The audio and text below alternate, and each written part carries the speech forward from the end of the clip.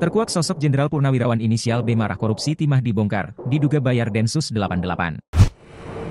Sebanyak 16 orang telah ditetapkan sebagai tersangka korupsi timah di Bangka yang merugikan negara hingga 271 triliun rupiah.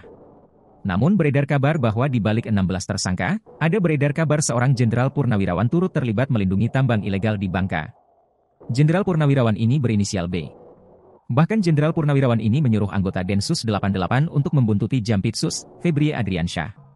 Anggota Densus 88 bernama Bribda IM telah ditangkap dan dimintai keterangan. Lantas siapa Jenderal Purnawirawan berinisial B itu? Sebelumnya, Kejagung telah menangkap 16 orang tersangka kasus korupsi timah. Para tersangka tertuding dalam kasus yang merugikan negara sekitar 271 triliun rupiah dalam rentang 2015 hingga 2022. Kasus melibatkan 3 direksi PT Timah yang menyadari pasokan biji timah yang dihasilkan sedikit dibandingkan dengan perusahaan smelter swasta lainnya karena penambangan liar yang dilakukan dalam wilayah IUP PT Timah. Namun, PT Timah yang seharusnya melakukan penindakan terhadap kompetitor, justru menawarkan pemilik smelter untuk bekerja sama. Perusahaan-perusahaan itu kemudian menambang timah secara ilegal di IUP PT Timah. Komplotan juga membentuk 7 perusahaan boneka yang beroperasi di wilayah itu. Kerjasama disembunyikan dengan surat kerjasama sewa smelter yang dibuat oleh para direksi PT Timah.